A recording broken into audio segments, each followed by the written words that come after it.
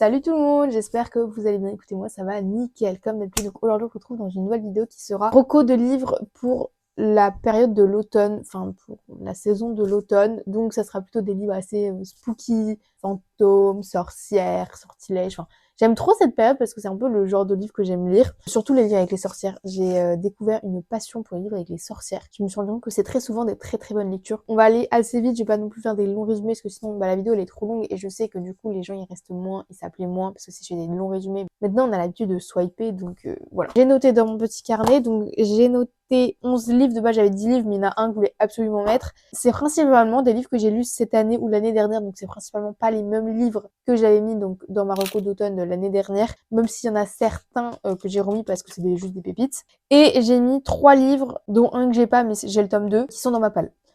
Donc bah c'est parti.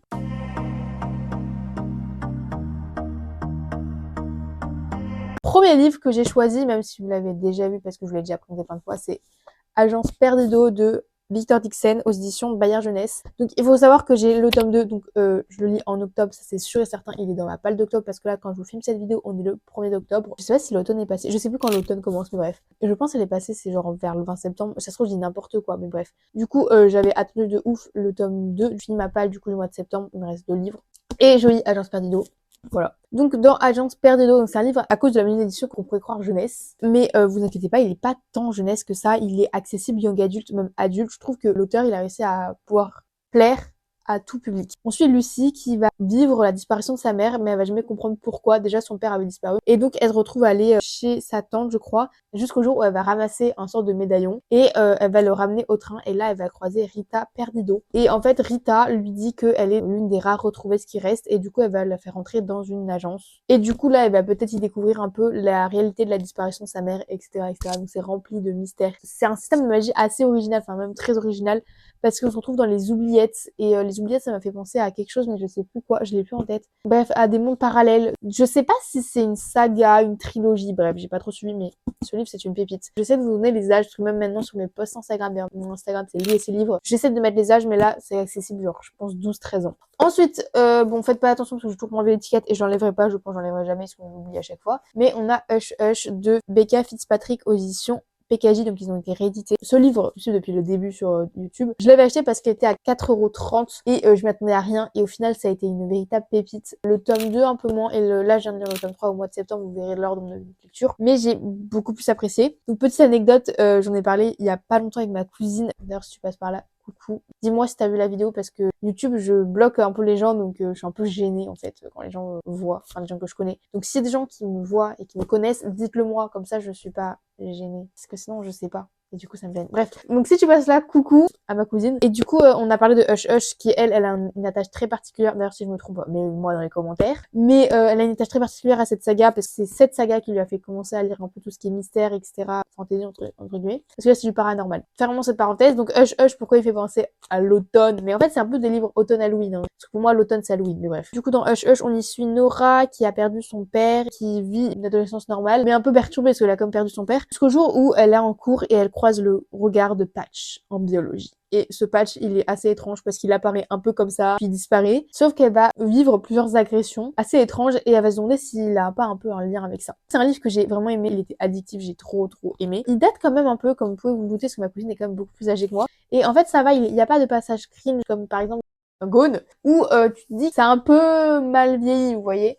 Là, ça a super bien vieilli. Comme je vous ai dit, c'est paranormal. Après, c'est assez accessible jeunesse, hein, genre 12-13 ans, pareil. Ensuite, on va parler de Sorcières avec The Royal Coven de Juno Dawson aux éditions Calix. Ça, c'est un livre que j'avais pas trop vu passer, mais qui me donnait extrêmement envie. Parce qu'on y parle du coup de sorcières. On y suit plusieurs sorcières, donc on a plusieurs points de vue. Donc c'est un groupe de sorcières, je crois elles sont 5. J'ai toujours pas lu le tome 2, je sais pas quand on verra. Donc en fait, les sorcières dans ce livre, elles vivent parmi les mortels. Ce que je trouve ça très original, puisque du coup, j'ai trouvé que l'univers est très bien contrasté. Sauf qu'un jour, il y a une prophétie qui arrive qui dit qu'il y a un jeune sorcier avec des capacités extraordinaires et il pourrait détruire le monde. Du coup, je crois que c'est Niam qui va essayer de sauver ce jeune sorcier. J'ai beaucoup aimé ce livre, c'était un coup de cœur, voilà. Il faut savoir que ce livre, il est très inclusif, il y a beaucoup d'inclusion. Enfin, je peux pas vous dire parce que j'ai peur de vous spoil, mais il y a des sujets d'inclusion et j'ai trouvé très bien abordé. Et le système de magie sorcière et tout, c'était incroyable. C'est tout ce que je peux dire de ce livre. Ensuite, je sais pas pourquoi il fait penser à la vibe automne, je sais pas pourquoi, c'est peut-être la couleur, bref, Angélion.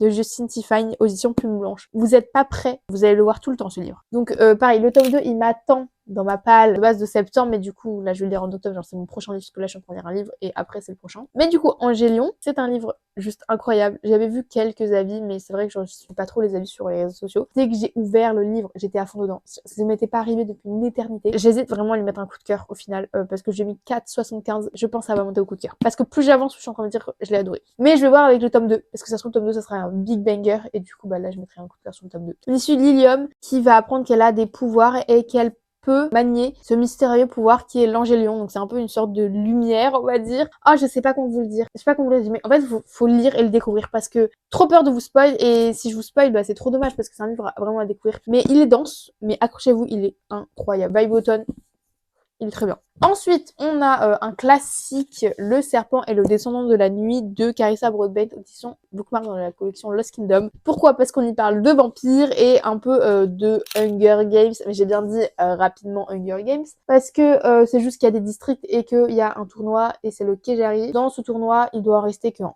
On y suit Oraya et Rain, on est que du point de vue de Oraya dans celui-là, si je me trompe pas. Elle, c'est une humaine, et Rain, c'est un puissant vampire. Et du coup, Oraya, c'est la fille adoptive du roi vampire des Descendants de la Nuit. Elle est puissante, genre...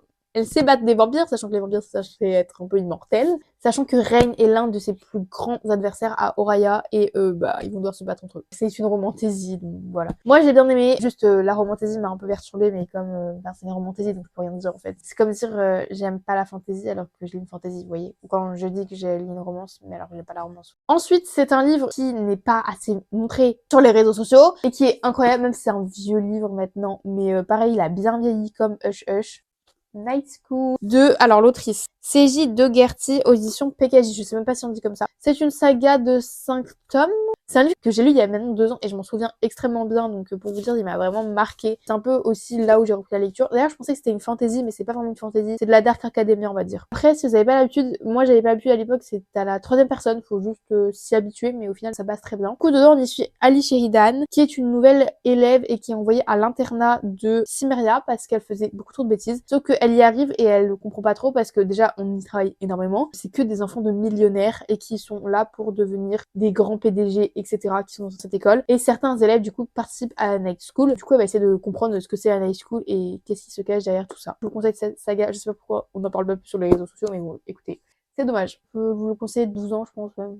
Ensuite, on a Herclès Hunter, donc ça c'est une romantaisie de Kristen Cissarelli aux éditions PKJ. Il y a le tome 2 qui est sorti, je veux le tome 2. Mais c'est vrai qu'il est cher, j'ai pas envie de mettre de l'argent dans un livre aussi cher. C'est une romantaisie, on y suit une sorcière et une chasseuse de sorcières. C'est un livre jeunesse, pareil, donc 12 ans, 13 ans. On y suit Rune, qui dissimule sa vraie nature de sorcière. Et sachant qu'elle fait partie du groupe Le Sphinx Rouge, elle est là pour protéger ceux qui sont à la purge, parce que là-bas, dans son monde, les sorcières sont bannies. Et on y suit aussi Gideon, est un chasseur de sorcières. Je vous ai fait le résumé, je sais pas comment vous l'expliquer sans vous spoiler, mais bref, en gros, c'est Rune et Gideon qui méprise les sorcières, sachant qu'ils vont tomber amoureux, et il va peut-être découvrir la facette cachée de Rune, et du coup ça va être la catastrophe. Ensuite, un autre livre pareil qui n'est pas assez vu sur les réseaux sociaux et qui est incroyable, l'autrice d'ailleurs est adorable parce que je l'ai rencontrée, c'est La Scolomance, donc Dark Academia de Naomi Novik aux éditions J'ai lu. Donc c'est une trilogie, moi j'ai toujours pas lu le tome 3, mais en fait le tome 3 j'aimerais bien le lire.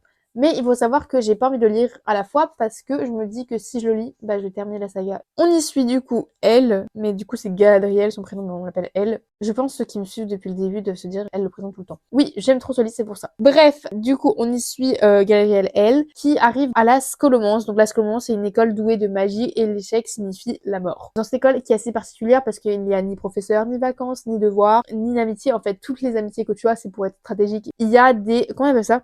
Des enclaves de plusieurs pays. Elle est dans aucune enclave, elle se débrouille toute seule, mais elle va se rendre compte qu'elle c'est quand même un pouvoir assez particulier et assez fort, et que sa magie pourrait peut-être tuer tous les autres élèves. Ce que j'ai bien aimé dans ce livre, c'est que la magie, tu l'as pas comme ça, tu l'as grâce à des actions. Et c'est plutôt génial aussi parce que souvent dans les livres, on a des pouvoirs et on va pas le chercher. Là, on doit aller le trouver, on doit faire des activités sportives, des choses bien pour pouvoir récupérer. Je sais plus comment ça s'appelle, je préfère pas vous dire de bêtises. La Scolomance, je vous dirais plutôt 15 ans, parce que c'est assez dense et assez complexe. Ensuite, on a Flower Earth de Catherine Backwell, audition Big Bang. Donc, c'est un livre assez cosy parce que, quand même, automne dit cozy fantasy, je suis désolée, que je vous conseille à partir de 13 ans, très simple à lire. C'est un livre ado, trop bien. Vraiment, c'est un livre doudou. Donc, on y suit Clara qui a un pouvoir incontrôlable et jusqu'au jour où, sans faire exprès, elle va faire pousser des plantes dans le cœur de son père et il est un peu entre la vie et la mort et elle va essayer de le sauver. Mais pour ça, elle va demander de l'aide à son ancien ami qui est Xavier, ce qu'ils ont coupé les liens du jour au lendemain. Et donc Xavier va quand même être d'accord de l'aider, sachant que tout le monde la trouve nulle et dangereuse. Elle va découvrir au fur et à mesure que son ami Xavier l'a peut-être rogné de sa vie parce qu'il cache un terrible secret. Mais ce que j'ai beaucoup aimé dans ce livre, c'est surtout la bienveillance qu'il y a entre tous les personnages. Vraiment, tous les personnages sont bienveillants entre eux, ils s'encouragent, ils se donnent confiance en eux et tout, et ça c'est trop adorable. Ce livre,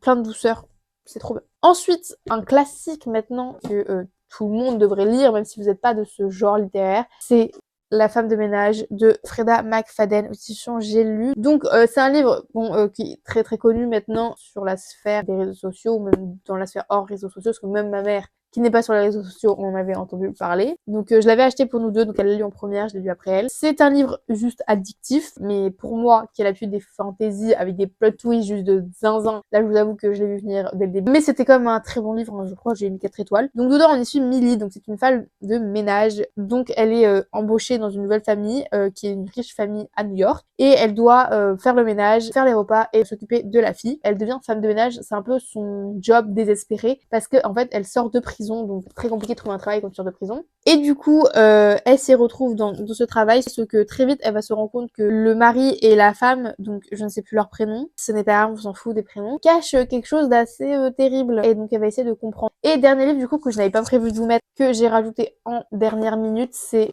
Anatomie, donc de Dana Schwartz, aux éditions Le Livre de Poche Jeunesse, donc Hachette. Donc lui, vous pouvez le lire à partir de 13 ans. Il est dense, pour vous dire, si vous êtes jeune. Le début est dur à lire, il est assez dense, mais il faut s'accrocher parce que c'est un très bon livre. Je peux comprendre sa hype, après, rien d'incroyable, mais lisez-le à Halloween, pas comme moi en plein été quand il fait chaud et il fait 40 degrés. Donc on y suit Hazel à Édimbourg en 1817 où elle rêve de devenir chirurgienne. Sauf que devenir chirurgienne quand on est une femme à cette époque, c'est très très dur, vous vous en doutez. Elle va rencontrer du coup Jack qui lui déterre des cadavres pour la science.